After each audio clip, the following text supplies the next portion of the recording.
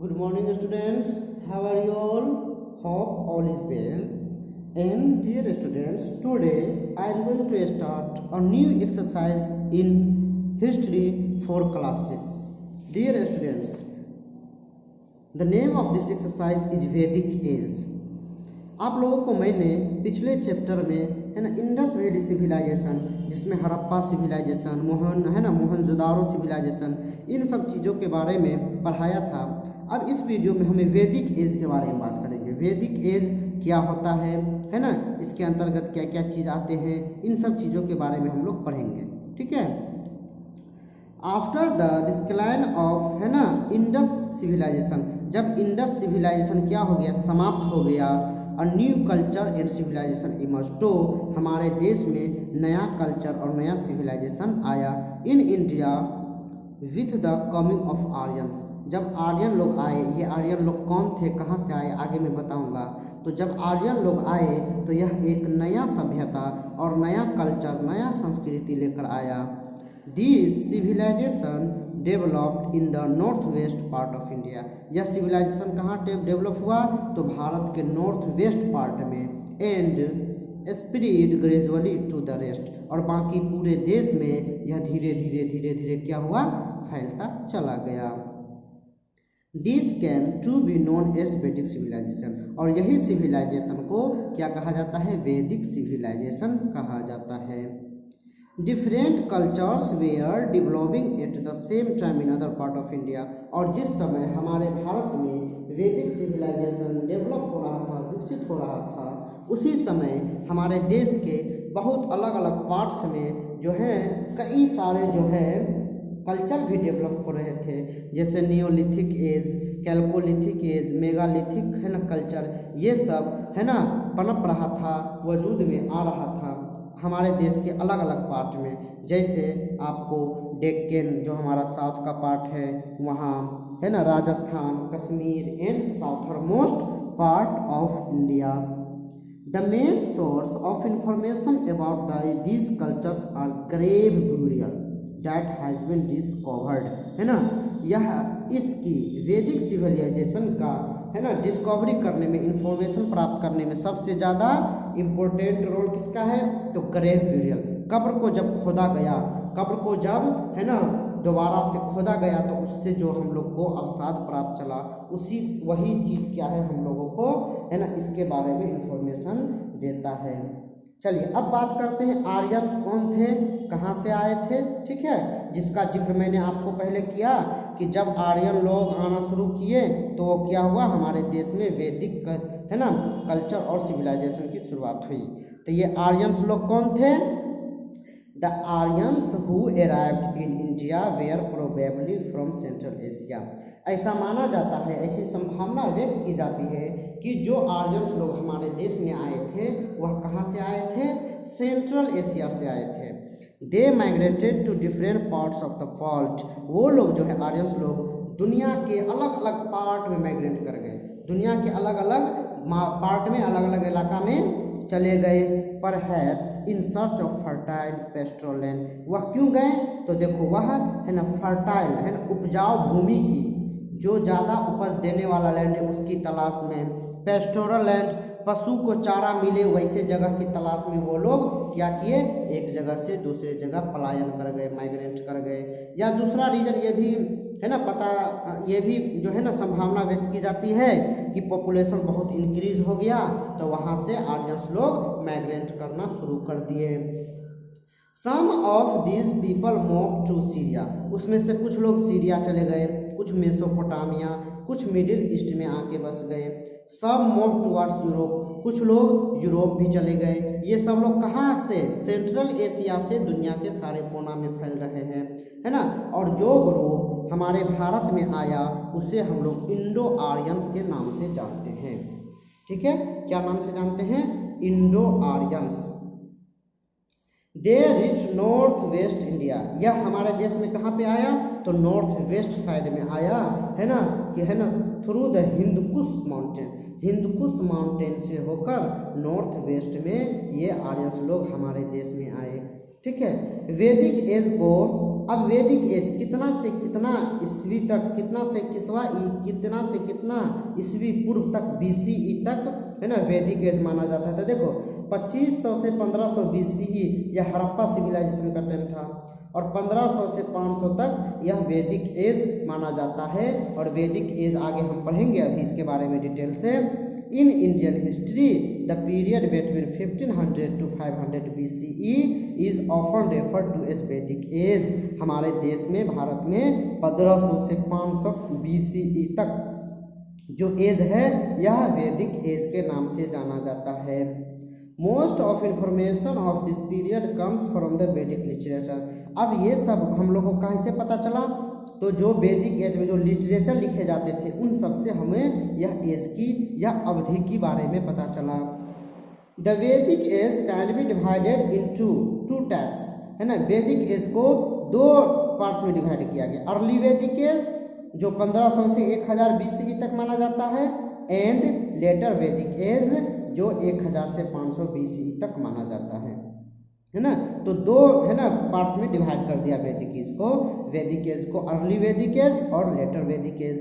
The वैदिक literature, है ना। आप देखो वैदिक एज में किस तरह के लिटरेचर होते थे, तो उसमें कैसा लिटरेचर होते थे, है ना, वेद, पुराण, वर्मा, है ना, ब्राह्मण, है ना, आर्यंकस, उपनिषद, इपिक जैसे रामायण, महाभारत, ये सब हुआ करते थे वैदिक एज के लिटरेचर में, है ना। वेद क्या होता है, तो चलिए देखते हैं। The Veda which are among the world's oldest religious scripture. Veda को दुनिया का सबसे पुराना, है ना, स्क्रिप्चर माना जाता है। Are the sacred text of the Hindu, यह हिंदू धर्म का एक सेक्रेट टेक्स्ट है। And are the most important source of information about Aryan, और इन वेद से हमको आर्यन लोगों के बारे में बहुत ही इम्पोर्टेंट जानकारी और इम्पोर्टेंट इंफॉर्मेशन मिलता है। The Vedas give us information about the Vedic as. वेद जो है हम लोगों को वैदिक एज, उसके डेली लाइफ, वो उस वैदिक एज में जो लोग रहते थे उसका डेली लाइफ कैसा था, उसका जो है ना रिलीजियस बिलीफ, किस चीज़ पे वो विश्वास रखते थे, इन सब चीज़ के बारे में हमें जानकारी देता है। द टर्म वेदा, वेदा जो टर्म है वह रूट वर्ड है। रूट वर्ड मतलब क्या होता है, जैसे एक वर्ड से कई वर्ड बनते हैं, है ना। तो उसी तरह जैसे रूट वर्ड है, रूट वर्ड विद, और विद से, विद का मतलब होता है टू नो, मतलब जानना, और यही विद से बना है वेदा, जिसे आप लोग वेद कहते हैं, है ना, जिसका मतलब होता है नॉलेज, है ना। तो हमारे हिंदू धर्म में मेनली कितने वेद हैं? 4 वेद है, ऋग्वेद, सामवेद, यजुर्वेद एंड अथर्ववेद। ये मेनली 4 वेद पाए जाते हैं। अब देखो ये चारों वेद जो है उस अलग अलग चीज़ को, है ना, चारों वेद से अलग अलग चीज़ का इंफॉर्मेशन हमको मिलता है। ऋग्वेद यह जो है ना, hymns in praise of God's and goddess. God और गॉडेस जो होते थे, जो देवी देवता होते थे, तो उनके लिए जो बड़ाई किया जाता था, उनके बड़ाई में कुछ गान गाया जाता था, कुछ से, है ना, प्रस्तुत किया जाता था, जिससे हम लोग हैम्स कहते हैं, है ना, जिसे हम लोग हैम्स कहते हैं। तो इन चीज़ का जिक्र हमको ऋग्वेद में मिलता है।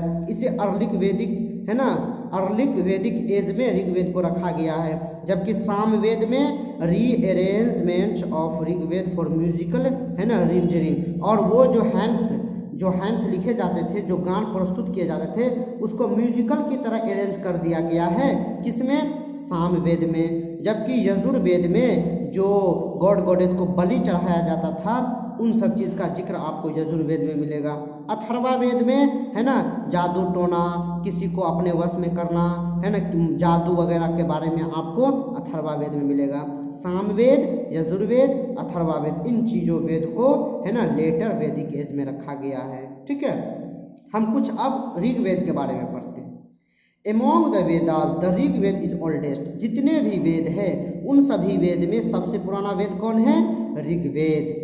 It was compose some 3500 years ago. ऐसा माना जाता है कि यह लगभग 3500 साल पहले लिखा गया है।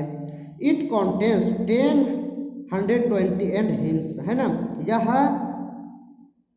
इसमें 1028 हैम्स है ना, उस तरह के जो प्रस्तुत किए गए हैं गान हुआ है, जिसे हम लोग सुक्तास, वेल सेड, अच्छी तरह कहा गया है ना, कहते हैं। दीज हैम्स और prayers are in praise of various gods and goddess, है ना। ये जो हैम्स, ये जो गान गाए जाते थे वह गॉड और गॉडेस के देवी देवता को बड़ाई करने के लिए, उसकी बड़ाई करने के लिए गाया जाता था।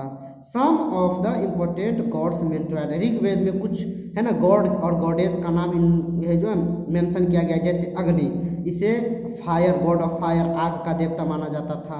इंद्र, जिसे, है ना, आंधी तूफान बरसात, है ना, इनका देवता माना जाता था। वरुण ना, द स्काई गॉड, इसे बादल का देवता माना जाता था।